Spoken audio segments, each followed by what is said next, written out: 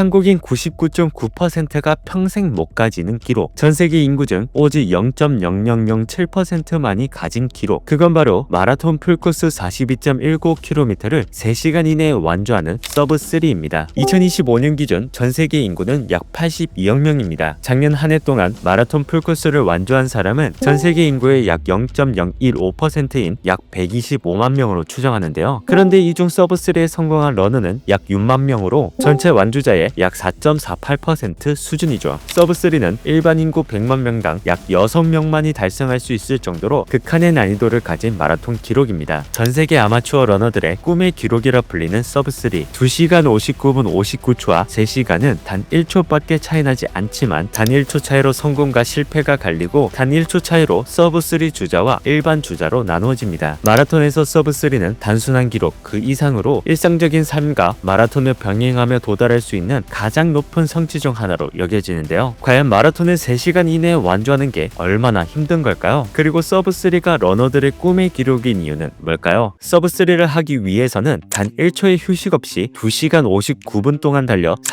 42.19km를 완주하면 됩니다. 말로 설명하면 굉장히 간단하고 쉽지만 이걸 실제로 행하는 건 매우 힘든 일인데요. 2026 서울 마라톤 서브3 주자는 전체 완주자의 약 9%인 약 1,900명으로 그 어느 때보다 많아졌습니다. 세계 7대 마라톤 대회의 서브3 주자 비율을 보더라도 참가 자격이 매우 엄격한 보스턴 마라톤은 무려 10%를 넘으며 나머지 대회들도 5% 내의 수준을 보이고 있죠. 하지만 이를 반대로 말하면 완주자의 90에서 95%가 달성하지 못하는 매우 어려운 기록이라 말할 수 있는데요. 2025년 메이저 마라톤 대회를 기준으로 남성 상위 50%의 기록은 약 4시간 15분 내외, 여성 상위 50%는 약 4시간 45분 내외로 완주자의 평균 기록은 약 4시간 25분 정도입니다. 서브3 주자는 평균보다 시간으로는 1시간 25분을, 거리로는 약 13km를 더 먼저 결승선을 통과할 만큼 빠르게 달립니다. 먼저 42.19km를 달리기 위해서는 3만 보 이상을 뛰어야 하며 한 걸음당 체중의 약 3배에 달하는 충격을 버텨야 합니다. 이 과정에서 70kg 성인 남성 기준 약 3,000칼로리가 소모되는데요. 이는 성인 남성 하루 권장 섭취량을 훨씬 넘는 수치로 장시간 동안 상당한 에너지를 사용해야 합니다. 거기다 마라톤 중 땀으로 배출되는 수분량은 약 2에서 4리터로 체중의 약 2에서 5%가 일시적으로 감소하죠. 그리고 서브3는 2시간 59분이라는 제한 시간이 있기 때문에 최소 1km를 4분 16초에 뛰는 속도로 유지해야 합니다. 이는 시속 14.1km로 100m를 약 25초 5에 뛰는 속도인데요. 100m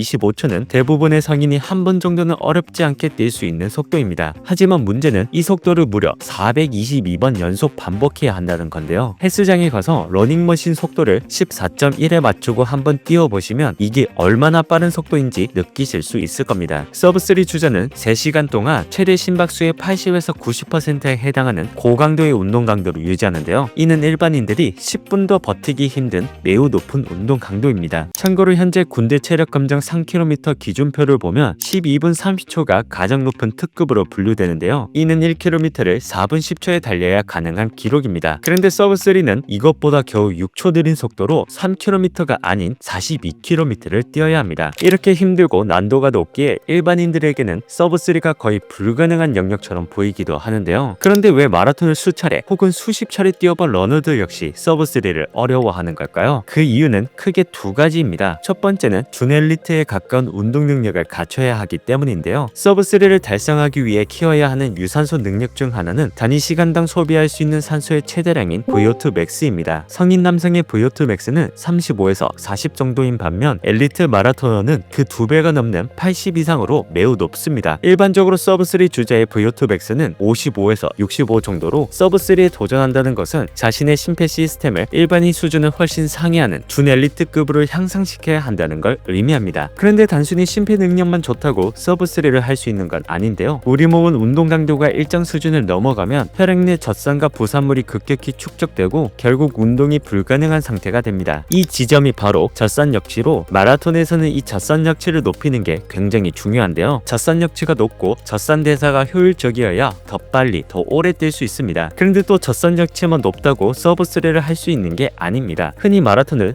30km부터 시작이라고 하는데요. 30km 이상이 되면 몸에 저장된 탄수화물을 대부분 사용해 지방을 주 에너지원으로 쓰게 됩니다. 그런데 지방은 탄수화물에 비해 에너지 전환 속도가 느려 고강도 운동을 유지하기 힘듭니다. 그래서 이를 대비한 장거리 훈련과 마라톤 중 적절한 에너지 보급이 필요합니다. 게다가 서브3에 도전하는 러너들이 후반부에 심박수는 안정적이지만 다리에 쥐가 나거나 무겁게 느껴지며 잠기는 현상이 발생하기도 하는데요. 이는 하체 근력과 근지구력의 부족으로 이것까지도 뒷받침되어야 합니다. 결국 서브3 주자는 VO2 맥스뿐만 아니라 젖산력지, 러닝 이코노미, 근지구력, 지구력 등 마라톤이 필요한 운동 능력이 준 엘리트급으로 뛰어나야 합니다. 그래서 이러한 조건을 갖춘 최상위 아마추어 러너들만이 서브3에 도전할 수 있고 또 성공할 수 있습니다. 두 번째 이유는 일상적인 삶을 살며 훈련을 병행해야 하기 때문인데요. 앞서 말한 몸 상태를 만들기 위해서는 결국 그만큼의 훈련을 해야 합니다. 개인차가 존재하지만 보통 서브3를 위해서는 한 달에 300km 정도 달려야 한다고 알려져 있습니다. 즉 하루 평균 10km를 달려야 서브3에 도전할 수 있는 몸을 만들 수 있다는 건데요. 직장인이 하루에 10km를 달린다? 퇴근 후에 운동을 하는 것만으로도 대단한 직장인들에게 월 300km는 절대 쉽지 않은 훈련량입니다. 사실 아마추어 러너에게는 일상에서 주어지는 온갖 제약과 유혹을 이겨내고 서브3를 위한 훈련을 한다는 것 자체가 가장 어렵고 힘든 일인데요. 여기에 대해당일 날씨, 컨디션, 레이스 운영 등 모든 게 잘 맞아 떨어져야 할 수 있는 게 서브3이기에 아마추어 러너가 도달할 수 있는 사실상 최상위 기록으로 여겨지고 있습니다. 서브3가 아마추어들의 꿈의 기록이 된 건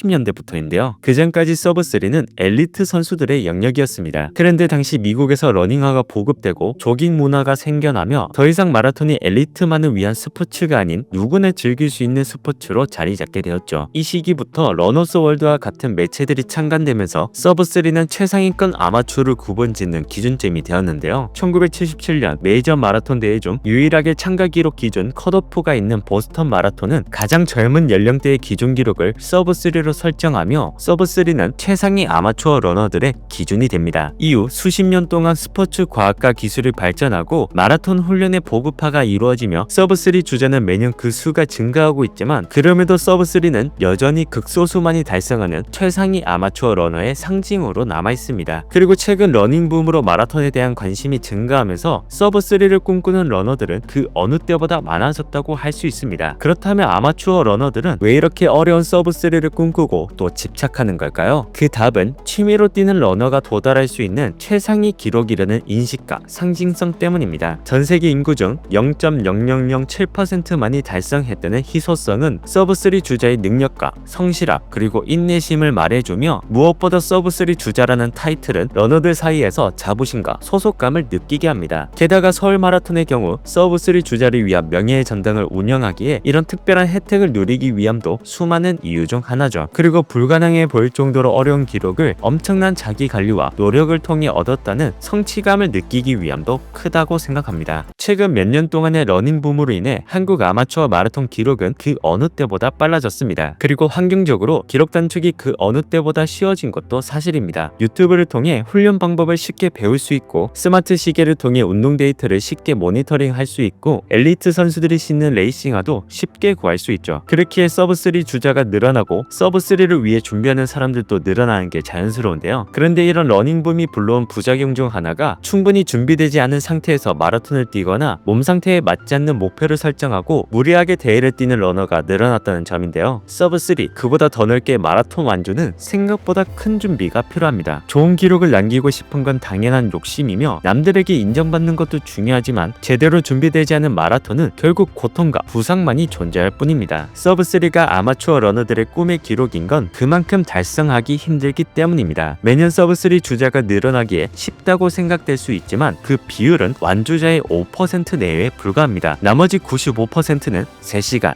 4시간, 5시간을 달립니다. 그리고 대다수의 사람들은 평생 동안 단 한 번의 마라톤도 뛰지 않습니다. 기록에 집착하는 레이스가 아닌 도전하고 즐기고 성장하는 레이스가 더 오래 러닝과 마라톤을 즐길 수 있는 방식 아닐까요?